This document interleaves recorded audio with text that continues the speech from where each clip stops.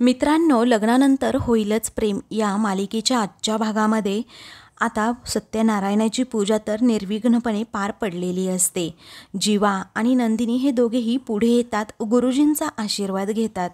गुरुजी आशीर्वाद देत म्हणतात की दोघेही असेच सोबत राहा आणि आनंदात राहा। असा आशीर्वाद दिल्यानंतर आता धक्क्याने जीवा, नंदिनी, काव्य, पार्थ एकमेकांकडे पाहतात। हसूनच विक्रम विचारतो, काय हो गुरुजी, आजकाल असं अष्टपुत्र सौभाग्यवती भव असा आशीर्वाद देत नाहीत का? मग त्यावेळी मानिनी म्हणते, काही पण असतं हा तुमचं। तेव्हा गुरुजी सुद्धा हसूनच सांगतात, आजकाल कसं आहे ना, बऱ्याच लोकांना मुलं नको असतात, अहो काहींना तर लग्नसुद्धा नको असतं। त्यांना ना फक्त आणि फक्त डिवोर्स हवा असतो। त्यांना वाटतं जोडणं कठीण पण तोडणं खूप सोपं असतं, पण ते तसं अजिबातच नसतं असं म्हणून आता गुरुजी सत्य सांगतात। तेव्हा पार्थ आणि काव्या त्याचबरोबर जीवा आणि नंदिनी एकमेकांकडे पाहत राहतात, कारण गुरुजी आजची रियालिटी सांगत असतात आणि खरंच काव्या आणि पार्थ खरोखर डिवोर्स घेणार असतात, त्याचबरोबर जीवा आणि नंदिनीसुद्धा। दुसरीकडे वसू आणि रम्या या दोघीही किचनमध्ये जातात, खूप हसत असतात। तेव्हा वसू म्हणते, रम्या जरा हळू हस ना, इकडे आवाज गेला तर काय म्हणतील। तेव्हा रम्या हसूनच म्हणते, पण आई मला पार्थबद्दल जरा वाईटच वाटत होतं हा। तेव्हा वसू सांगते, पण रम्या तुलाही माहीत आहे ना, आपण पार्थला हसतच नाही तर पार्थ आणि काव्याची जी डिवोर्सकडे वाटचाल चालू आहे ना, ती बघून हसतोय आणि खुश होतोय, हो की नाही? रम्या म्हणते, हो गाई, पण मला काय वाटतं आई माहितीये, पार्थ काव्याला तर आता डिवोर्स देणारच आहे। हे कळल्यापासून ना काव्याची चांगलीच तंतरलीये, आपली सतत मागे मागे करतीये त्याच्या, पण पार्थ हा अगदी वळून सुद्धा बघणार नाही तिच्याकडे, कारण चुकीच्या माणसाच्या इगोशी खेळली आहे ती। आता वाटलं असेल ती कशीही वागली तरी हा येईल आपला माझ्या पाठीमागे, आता कळेल तिला कसा आहे पार्थ। मग वसू म्हणते, हो आता जेव्हा तिला कळेल ना तोपर्यंत तिच्या हातातनं वेळ सुद्धा निघून गेलेली असेल, तेव्हा ती तर आधीच निघून गेलीये असं हसतच रम्या म्हणते, अगं तू बघितलं नाहीस, पार्थ हा पूजेला बसायला नाही म्हणाला। तेव्हा वसू म्हणते, हो ग। तेव्हा रम्या सांगते, पण मला माहितीये तो असं का म्हणाला, अगं त्याचं मन त्याला खूप खाते आतून, म्हणजे आपण डिवोर्स देत असताना सुद्धा नवरा बायको म्हणून पूजा कशी करणार असं वाटत असेल त्याला। मग वसू म्हणते, खरंच ग, किती तळमळतोय ना बिचारा। तेव्हा रम्या विचारते, काय ग आई, आता तू त्याला बिचारा म्हणतीयेस, मगाशी त्या काव्याला बिचारी म्हटलीस, मग आता वसू म्हणते, अगं मुद्दामून म्हटले मी, तुला एवढंही कळत नाही का? तेव्हा रम्या विचारते, मुद्दाम, पण का बरं? तेव्हा वसू सांगते, अगं काडी टाकून बघावी म्हटलं पेटतंय की नाही, पण अगं पार्थची गाडी पुढे हल्लीच नाही ना, सगळं काही असं त्याने मनातच दबवून ठेवलंय। तेव्हा रम्या सांगते, अगं ते मामा आणि मामीमुळे दबवून ठेवलंय ग, त्यांना वाईट वाटू नये म्हणून तो दुसऱ्यांच्या मनाचा विचार करतोय। तेव्हा वसू विचारते, हो का, मग तुझ्या मनाचा विचार का नाही करत तो? तेव्हा रम्या म्हणते, अगं करणार ना, अगं इथून पुढे आयुष्यभर तो फक्त माझ्याच मनाचा करणार विचार। तेव्हा वसुताई येताय ना असा आवाज मानिनी देते। तेव्हा वसू मोठ्यानेच, हो आले आले मानिनी असं सांगते। तर इकडे मानिनी आता सर्वांना प्रसाद देते। तेव्हा वसू सांगते, अगं मानिनी शिरा अप्रतिम झालाय, अगं असा खात राहावंसं वाटतंय खरंच। मग आता रम्या सांगते, हो ना, मामीच्या स्वभावातला गोडवा या शिऱ्यामध्ये उतरलाय असं वाटतंय। तेव्हा सर्वजण मात्र हसत असतात, तर नंदिनी आणि जीवाचा, पार्थ आणि काव्याचा चेहरा मात्र पडलेला असतो। तेव्हा एवढा चांगला झालाय असं मानिनी विचारते। तेव्हा रम्या म्हणते, हो अगं खरंच, तू मामाला विचार की। मग विक्रम सुद्धा आता त्याची तारीफ करू लागतो आणि म्हणतो, बायको खरंच खूप छान झालाय शिरा, आणि तुझ्या हातचा शिरा खाण्यासाठी म्हणून ना सत्यनारायण हे येत असतील। तेव्हा मानिनी सांगते, कधी कुठे काय बोलावं ना हे तुला कळतच नाही, तुम्ही ना कधी कधी अत्तीच करता हा। तेव्हा तो म्हणतो की काय काय केलं काय मी आता? तेव्हा मानिनी विचारते, काय हो गुरुजींच्या समोर तुम्ही हे असं बोलताय? हा विक्रम म्हणतो, मग काय त्यात झालं, मला सांगा गुरुजी की तुम्हाला आवडला ना शिरा? तेव्हा गुरुजी म्हणतात, हो मानिनीच्या हातच्या शिऱ्याला तोडच नाही असं म्हणून ते काव्य आणि नंदिनीला सांगतात, सुनांनो तुमची सासून अगदी सुगरण आहे, सुगरण, तिच्याकडनं शिकून घ्या शिरा करायला, आणि पुढच्या 6 महिन्यामध्ये तिच्यासारखा शिरा हा करताच आला पाहिजे। आता हे ऐकून सर्वांनाच धक्का बसतो, सर्वजण सर्वजण आश्चर्याने गुरुजींकडे पाहतात. तेव्हा मानिनी विचारते, अहो गुरुजी, हो 6 महिने कशाला, 1 महिन्यात शिकतील की दोघी जणी? तेव्हा गुरुजी म्हणतात, हो खरं आहे, 1 महिन्यातच त्या बनवायला सुद्धा शिकतील. त्यानंतर पार्थ सांगतो, आई बरं मी निघतो हा, कारण मला चेंजसुद्धा करायचंय, ऑफिसला जायचंय. असं म्हणून तो काव्याकडे पाहतो. तेव्हा काव्या विचारते, पार्थ मी काय म्हणते, मी सुद्धा येऊ का तुमच्यासोबत? आय मीन मला सोडाल? तेव्हा पार्थ आता अगदी नाराज असतो आणि तो म्हणतो सोडावं तर लागेलच. तेव्हा पुन्हा एकदा धक्क्यानेच सगळे पार्थ आणि काव्याकडे पाहत असतात. त्यानंतर जीवा नंदिनीला विचारतो, नंदिनी अगं ते कार सर्व्हिसिंगला दिली आहे, त्यामुळे बाईकवर सोडलं तर चालेल का? तेव्हा नंदिनी म्हणते, काहीही चालेल, कारण आता कशाने एक फरक पडत नाही. असं म्हणून नंदिनी अगदी नाराज होत तेथून जायला निघालेली असते. गुरुजी आता तिला अडवतात आणि म्हणतात की थांबा जरा. मग आता गुरुजी विचारतात, काय ग मानिनी, तू काहीतरी विसरतीयस का? तेव्हा मानिनी विचारते, काय झालं? मग आता मानिनी काव्या आणि नंदिनी या दोघींनाही थांबायला सांगते. पार्थ म्हणतो की प्लीज आई मला उशीर होतोय, मला जायचंय, निघायचंय. मग आता मानिनी म्हणते, अरे 2च मिनिट लागतील बाळा, कारण गुरुजींनी सांगितलं होतं ते नंदिनी आणि काव्याला तर करावंच लागेल. तेव्हा नंदिनी विचारते, काय नक्की काय करायचंय गुरुजी? मग गुरुजी सांगतात, तुमचं लग्न झालं तेव्हा तुम्ही मंगळसूत्र हे उलटं घातलं होतं, परंतु आज आणि आत्तापासून तुम्हाला हे मंगळसूत्र सुलटं करावं लागेल, म्हणजे सरळच तुमच्या गळ्यामध्ये ते घालावं लागेल. आता गुरुजींचं हे बोलणं ऐकून सर्वांना प्रचंड असा धक्का बसतो. तेव्हा पिहू विचारते, पण मंगळसूत्र असं उलटं का घातलं होतं आणि आता सरळ का करायचंय? तेव्हा गुरुजी सांगतात, अगं पूर्वीच्या काळी तुझ्यापेक्षा लहान असलेल्या मुलींची लग्न व्हायची आणि मग त्या वयात आल्या की ते मंगळसूत्र सुलटं करायच्या, आणि आता सुद्धा तसंच आहे, कारण आता नवरी जर घरात रुळली, घरात आणि घरातल्यांशी जोडली गेली, पुढचं आयुष्य याच घरात काढेन आणि नवीन जबाबदाऱ्या घेईन असं जेव्हा वाटतं तेव्हाच मंगळसूत्र हे सुलटं करतात. तर आता असं म्हटल्याबरोबरच इकडे या जोड्यांना तर धक्काच बसतो. पार्थ हा काव्याकडे पाहतच राहतो, तर नंदिनी जीवाकडे. तेव्हा गुरुजी म्हणतात, काव्या नंदिनी तुम्ही शहाण्या आणि समंजस आहात आणि आपापले निर्णय घेण्यासाठी सुद्धा समर्थ आहात, आणि म्हणूनच तुम्हाला मंगळसूत्र सरळ करावं लागेल. या बसा असं म्हणून गुरुजी त्या दोघींनाही पाटावर बसायला सांगतात. आता त्या दोघीही खरं तर पाटावर बसतात, पण त्यांचं लक्ष आता कुठेच नसतं. मंगळसूत्र त्या असं हातात घेतात आणि गळ्यातून असं काढणार असतात. तेव्हा गुरुजी म्हणतात, थांबा, असं करायचं नाही, कारण तुम्हाला हे मंगळसूत्र कुणी घातलं होतं? तुमच्या नवऱ्याने ना, पण आजच्या दिवशी देखील तोच तुमच्या गळ्यामध्ये पुन्हा मंगळसूत्र घालेल. असं म्हटल्याबरोबरच आता पार्थ आणि जीवाला प्रचंड असा धक्का बसतो. मग आता ते दोघेही आपापल्या बायकांकडे पाहतच राहतात. मग गुरुजी आता पार्थ आणि जीवा या दोघांनाही जरा पुढे यायला सांगतात.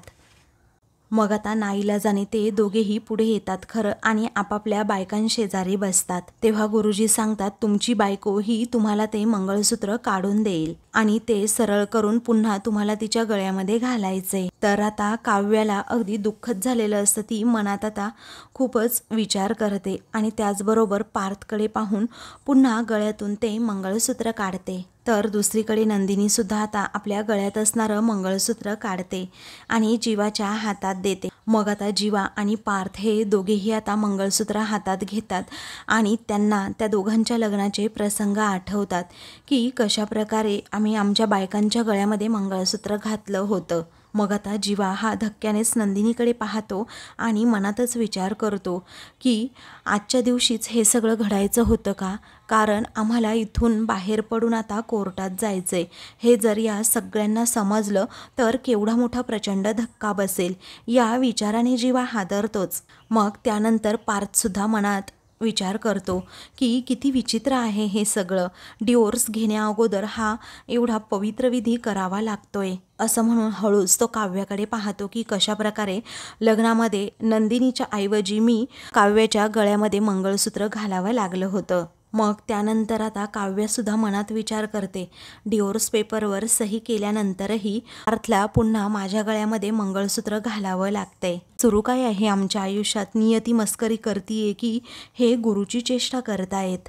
इकडे आता नंदिनीच्या गळ्यात मंगळसूत्र घालताना मात्र जीवाचे हात थरथर कापत असतात. तर दुसरीकडे पार्थला सुद्धा सेम तसंच वाटत असतं, तसंच फील होत असतं.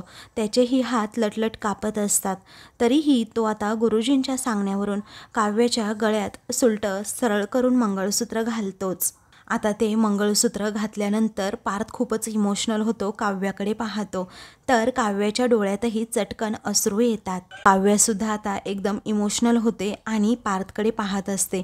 पार्थला सुद्धा काव्याबद्दल वाईट वाटतं, कारण ते मंगळसूत्र हातात घेऊन काव्याच्या मनाचीच आता घुसमट झालेली असते. पण ती घुसमट आता फक्त आणि फक्त पार्थला माहीत असते. इकडे जीवा आणि नंदिनीची सुद्धा सेम तशीच कंडिशन असते. त्यानंतर नंदिनी मनात विचार करू लागते की गुरुजींना तर सगळं माहीत असतं ना, मग हेही सुद्धा माहीतच असेल की आम्ही नक्की कुठे चाललोय. आता काही वेळानंतर पूजा तर अगदी संपन्न झालेली असते. नंतर पार्थ आणि काव्या हे दोघेही डिवोर्स लॉयरकडे येतात. तेव्हा डिवोर्स पेपर वाचून आता त्या ज्या लॉयर वकील असतात त्या पार्थ आणि काव्याकडे सतत पाहत असतात. दुसरीकडे सुद्धा आता जीवा आणि नंदिनी हे दोघेही आता लॉयरकडे आलेले असतात आणि ते जे वकील असतात ना, ते सुद्धा नंदिनी आणि जीवाकडे अगदी धक्क्याने पाहत असतात. मग हे दोघेही एकमेकांकडे पाहत आपली खाली मान घालतात. आता वकील विचारतात, तर ठीक आहे, तुम्हाला डिवोर्स हवा आहे ना? मग जीवा आणि नंदिनी एकत्रच म्हणतात की हो, आम्हाला हवा आहे डिवोर्स. मग आता वकील साहेब हसतात आणि म्हणतात, अरे वा, तुम्ही तर दोघेही अगदी डेस्परेट आहात डिवोर्सबद्दल. पण असो, काय नाव काय आहे तुमचं? मग आता जीवा पटकन नाव सांगून जातो की जीवा नंदिनी देशमुख. मग नंदिनी धक्क्याने जीवाकडे पाहते. तेव्हा जीवाच्या लक्षात येतं आपलं काहीतरी चुकतंय, म्हणून तो आता करेक्ट करून सांगतो की सॉरी, माझं नाव जीवा विक्रम देशमुख आहे. मग त्यावेळी वकील हे आता नंदिनीला विचारतात, तुमचं नाव काय? तेव्हा नंदिनी पटकन त्याच ओघात सांगू लागते, जीवा नंदिनी देशमुख. पण आता देशमुख हे नाव ती खरं तर सांगत नाही. त्या लगेचच काही गोष्टी या क्लिक होतात आणि म्हणूनच ती जीवाकडे पाहते. सॉरी हा, असं म्हणून नंदिनी त्यांची माफी मागते. तेव्हा वकील साहेब म्हणतात, सॉरी, मला सवय आहे याची, कारण डिवोर्ससाठी आलेल्या प्रत्येक मुलीच्या बाबतीत असंच घडतं. मग ते विचारतात, बरं किती वर्ष किती झाली तुमच्या लग्नाला? तर दुसरीकडे काव्या तिच्या वकिलांना सांगते की लग्नाला 1.5-2 महिने झाले असतील. तेव्हा त्या वकील मॅडम विचारतात, प्रिसाईज 1.5 की 2 हे नक्की सांगा तुम्ही, किती महिने झालेत? तेव्हा काव्या आता एकदम शांत होते आणि म्हणते, कुणी मोजलेत? असं हळूच जेव्हा ती म्हणते तेव्हा मात्र पार्थ करेक्ट ॲन्सर देतो आणि म्हणतो की 1 महिना 28 दिवस झालेत. मग त्या मॅडम विचारतात, अरे वा, इथे लग्नाच्या ॲनिव्हर्सरीसुद्धा काही कपल्सला माहीत नसतात. इथे तुम्हाला लग्न कधी झालं हे सुद्धा माहीत आहे आणि किती महिने होऊन किती दिवस उलटलेत हे सुद्धा. अहो मिसेस काव्या, तुम्ही स्वतःला अगदी लकी समजायला हवं हा. अहो असा रिअर क्वालिटी नवरा मिळणं खरंच खूप कठीण असतं. तेव्हा काव्या धक्क्यानेच पार्थकडे पाहते आणि वेगळ्या आशेने सुद्धा, परंतु पार्थ तिच्याकडे डोंकूनही पाहत नसतो. तर आता काव्या विचारते, काय सॉरी, नक्की काय म्हणालात तुम्ही? मग आता ती म्हणते, सॉरी, अहो तुम्ही लकी आहात असं तुम्हाला वाटत असेल तर तुम्ही इथे माझ्यासमोर अशा का बसला असता, हो की नाही? अहो मिस्टर पार्थ, तुम्ही नक्की किती दिवस संसार केला हे तुमच्या अगदी करेक्ट लक्षात आहे, पण तरीही हा संसार आता नकोसा का झालाय तुम्हाला? मग दुसरीकडे नंदिनी आणि जीवाचा जो वकील असतो तोही तोच प्रश्न आता नेमका नंदिनी आणि जीवाला विचारतो. तेव्हा नंदिनी म्हणते, अहो संसार झालाच कुठे? अहो बरोबर 1 महिना 28 दिवसांपासनं आम्ही सोबत राहतोय. तेव्हा जीवा धक्क्यानेच नंदिनीकडे पाहतो, कारण त्या नंदिनीच्या आता लक्षात सगळं काही असतं, किती महिने लग्नाला उलटले आणि किती दिवस. तेव्हा नंदिनी सांगते की सोबत राहण्याने संसार होत नाही, तर सोबत केल्याने संसार होतो. तेव्हा वकील विचारतात, अच्छा, म्हणजे नवरा बायको म्हणून तुम्ही एकमेकांची सोबत करणं, एकमेकांसोबत राहणं आणि तुमच्या नवरा बायकोच्या नात्यामध्ये काहीतरी राहून गेलं याची खंत आहे का तुमच्या मनात? तेव्हा नंदिनी म्हणते, नाही, तसं काही नाही आहे. अहो नवरा बायकोच्या नात्यात काहीतरी राहून गेल्याची खंत तेव्हाच वाटते जेव्हा नातं हे दोन्हीही बाजूंनी निर्माण होतं. पण आमच्या दोघांमध्येही नवरा बायकोचं नातं कधीही निर्माण झालंच नाही आणि निर्माण झालं ते फक्त बदल. असं नंदिनी वकिलांना सांगते तेव्हा जीवा अगदी धक्क्यानेच तिच्याकडे पाहतो, कारण त्याला आता त्याच्या चुकांची जाणीव कुठे ना कुठे होत असते. तेव्हा मग वकील विचारतात, 1 महिना 28 दिवसांचा संसार म्हणजे हे बंधन वाटतं का तुम्हाला? तेव्हा नंदिनी म्हणते, अहो दुर्दैवाने तर मला हे बंधनच वाटतं आणि या बंधनातून मुक्त होण्यासाठीच आम्ही कोर्टाची पायरी चढलो आहोत.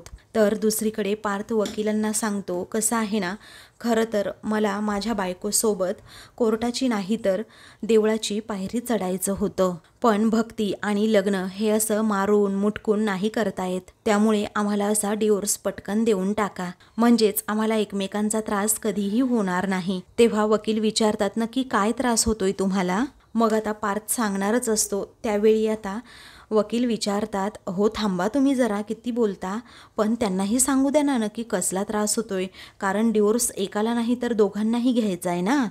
तेव्हा काव्या तर एकदम गप्प असते, तिला काहीही सुचत नसतं. काव्या ही आता पार्थकडे पाहतच राहते. तेव्हा वकील मॅडम विचारतात, अहो मिसेस काव्या, तुम्हाला सुद्धा डिवोर्स घ्यायचा आहे म्हटल्यानंतर तुम्हाला पार्थ किंवा त्यांच्या फॅमिलीपासून नक्की काय त्रास होतोय हे तर सांगावंच लागेल, नाहीतर कारणांचा विचार करून या पुढच्या तारखेला. मग आता काव्या विचार करू लागते, काय करावं आता. दुसरीकडे नंदिनी आता वकिलांना म्हणते, पुढची तारीख नकोच आहे सर, कारण काय आहे ना, मला असं पुन्हा पुन्हा कोर्टाची पायरी चढायचीच नाहीये, कारण मला लवकरात लवकर यांच्यापासनं सुटका हवी आहे. तेव्हा वकील डायरेक्टच आता विचारतात, काय हो तुम्ही एवढ्या त्रासलेल्या का आहात, म्हणजे हे तुमचा मानसिक किंवा शारीरिक छळ करतायत का? तेव्हा आता नंदिनी म्हणते, नाही हो असं काही नाही आहे, तुम्ही असं का विचारताय मला? मग वकील विचारतात, हुंडा का? तेव्हा जीवा म्हणतो, 1 मिनिट, अहो वकील साहेब तुम्ही काय बोलताय, कळतं का तुम्हाला? मी काय असा हुंडा घेणारा वाटलो का तुम्हाला? तेव्हा वकील म्हणतात, अहो वाटायचं काय त्यात? तर जीवा विचारतो, वाटायचं काय म्हणजे? अहो मी खरंच तुम्हाला हुंडा घेणारा वाटतोय का? तेव्हा वकील हसूनच म्हणतात, अहो माझ्या वाटण्याचं काय? अहो कोर्टामध्ये अशा अनेक केसेस येत असतात, हे अनप्रेडिक्टेबल गोष्टी याच असतात आणि ऐकणं हे माझं कामच आहे ना, आणि हुंडा हा कुठल्याही स्वरूपातला असू शकतो. अहो मॅडम आता तुम्ही बोला, हा काही बाईक वगैरे हुंड्यामध्ये मागितली का यांनी, आणि सोन्याची चैन वगैरे? तेव्हा नंदिनी म्हणते, नाही हो असं काही नाहीये. तेव्हा वकील विचारतात, कुठल्या गोष्टीची जबरदस्ती करतात का मग हे? तेव्हा नंदिनी म्हणते, अहो अजिबात असं काही नाहीये. ते वकील मग डायरेक्टच प्रश्न विचारतात, मग यांचं कुठे बाहेर अफेअर आहे का? तेव्हा या प्रश्नावर मात्र ते दोघेही एकदमच गप्प राहतात, खाली मान घालतात. मग वकील साहेब म्हणतात, अच्छा म्हणजेच लग्न झालं असतानाही अफेअर सुरू आहे म्हणायचं यांचं. तेव्हा नंदिनी म्हणते, नाही हो सर, तुम्ही सुद्धा काय असं बोलता? अहो मगापासून मी बघतीये काही प्रश्न विचारता. अहो खरंच असं काही नाहीये सर, हे बघा तुम्ही म्हणताय ना तसं काहीच नाहीये आणि मला त्यांच्यापासून खरंच काही प्रॉब्लेम नाहीये. तेव्हा आता वकील विचारतात, तुम्हीच सांगा मिस्टर जीवा, मग प्रॉब्लेम यांच्यात आहे का? तेव्हा जीवाची बोलतीच बंद होते, कारण नंदिनीमध्ये काहीच प्रॉब्लेम नाही आहे हे ऑलरेडी जीवाला माहीत असतं. प्रॉब्लेम फक्त माझ्यामध्येच होता, मीच तिच्याबरोबर व्यवस्थित आणि मोकळेपणाने वागत नव्हतो, त्यामुळे नंदिनीलाच माझ्यापासून डिवोर्स हवा होता हे जीवाला आता आठवतं. मग तो त्याच विचारात असतो. त्यामुळे वकील विचारतात, अहो बोला जीवा, अहो कुणामध्ये काहीतरी प्रॉब्लेम असेल म्हणून तर तुम्ही इथे डिवोर्स घ्यायला आलात ना? हो इतकाही विचार करू नका तुम्ही. अहो सांगा, पटापट सांगा नक्की काय कारण आहेत? तेव्हा नंदिनी आणि जीवाला आता प्रश्नच पडतो, काय कारण सांगावं बरं डिवोर्स घ्यायचा आहे म्हटल्यानंतर. दुसरीकडे काव्य विचारते, काय कारण सांगू आता तुम्हाला? मग आता काव्यासमोर सुद्धा हा खूप मोठा प्रश्न असतो. ती आता पार्थवर आरोप करत डिवोर्स घेण्याचं कारण सांगू लागते. अहो हे खूप जोराजोरात घोरतात. तेव्हा आता वकील मॅडम विचारतात, काय घोरतात म्हणून डिवोर्स हवाय? हे काय कारण झालं का मिसेस काव्या? अहो असं जर झालं ना तर देशातल्या 80% जोडप्यांचा ना पहिल्याच रात्रीमध्ये डिवोर्स होईल. अहो आता माझ्या घरी तुम्ही येऊन बघा, सगळेजण अगदी घोरत असतात. मला तर पूर्ण कुटुंबाबरोबरच डिवोर्स घ्यायला हवा. तेव्हा काव्य म्हणते, नाही हो तुम्ही कारण विचारलत आणि म्हणून मला ते सांगावं लागलं आणि जे आधी आठवलं म्हणून ते सांगितलं. मग आता वकील मॅडम विचारतात, अहो तुम्ही डिवोर्स घ्यायला आलात आणि डिवोर्स घेण्याची कारणं तुम्हाला आठवावी लागतात? ही तर कमाल आहे. मात्र तुम्हाला फक्त डिवोर्स हवाय की एकमेकांपासनं पळताय फक्त? असं जेव्हा त्या विचारतात ना तेव्हा मात्र काव्या आणि पार्थ धक्क्यानेच पुन्हा एकमेकांकडे पाहतात, कारण त्या दोघांनाही एकमेकांपासून डिवोर्स नकोच असतो, फक्त एकमेकांपासून थोडी स्पेस हवी असते. मग आता काव्या म्हणते असं काही नाही हो, अहो मला डिवोर्स हवा आहे यांच्यापासनं आणि हे कारण पुरेसं नाही आहे का. तेव्हा आता वकील मॅडम म्हणतात अहो तुम्ही काय कारण सांगितलं की हे घोरतायत म्हणून तुमची झोप होत नाही आहे का. तेव्हा आता काव्यसुद्धा वैतागून म्हणते असं काही नाही हो, कारण यांच्या घोरण्यामुळे ना माझा अभ्यास नीट होत नाही, मी ना अगदी डिस्टर्ब होते. म्हणजे हे घोरतात हे कारण स्ट्रॉंग असू शकतंच ना डिवोर्ससाठी. तेव्हा वकील मॅडम म्हणतात अर्थात असूच शकतं, अहो हा सुद्धा एक प्रकारचा मानसिक छळच आहे म्हणायचं. तेव्हा पार्थ म्हणतो अहो काही काय, घोरण्याचा त्रास हा मानसिक छळ कसा असू शकतो. तेव्हा असू शकतो मिस्टर पार्थ असं आता वकील मॅडम म्हणतात. आता मिसेस काव्या तुम्हीच सांगा बरं अजून काय प्रॉब्लेम आहेत तुमच्या दोघांच्या नात्यामध्ये. दुसरीकडे आता जीवाला सुद्धा तोच प्रश्न वकील विचारतात. तेव्हा जीवा म्हणतो आहे ना प्रॉब्लेम, आमच्या दोघांमध्ये सुद्धा खूप प्रॉब्लेम आहेत.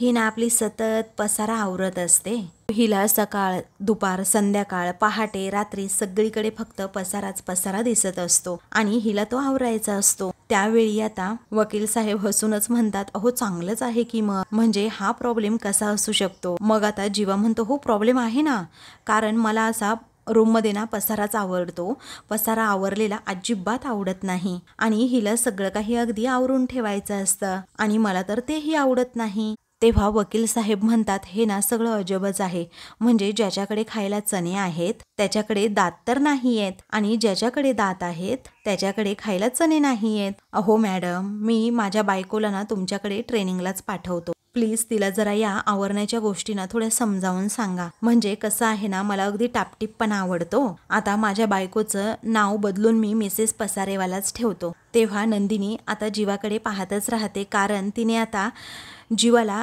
मिस्टर पसारेवाला असं नाव ठेवलेलं असतं, तर जीवाने नंदिनीला मिसेस चकाचकबाई असं नाव ठेवलेलं असतं. तेव्हा त्या दोघांनाही आठवतं की अशीच नावं आम्ही एकमेकांची त्या फोनमध्ये सुद्धा सेव्ह केली. तर आता मित्रांनो पुढील भागामध्ये रम्या आणि वसू गुरुजींकडे जातात. तेव्हा रम्या सुखी संसाराची आणि लग्नाची स्वप्न गुरुजींना सांगत असते की मी आणि पार्थ असे आजूबाजूला बसलो आहोत आणि त्याचबरोबर माझ्या पार्थच्या हातात मंगळसूत्र आहे, तो त्याच्या नावाचं मंगळसूत्र माझ्या गळ्यात घालतोय, असं काही होईल का.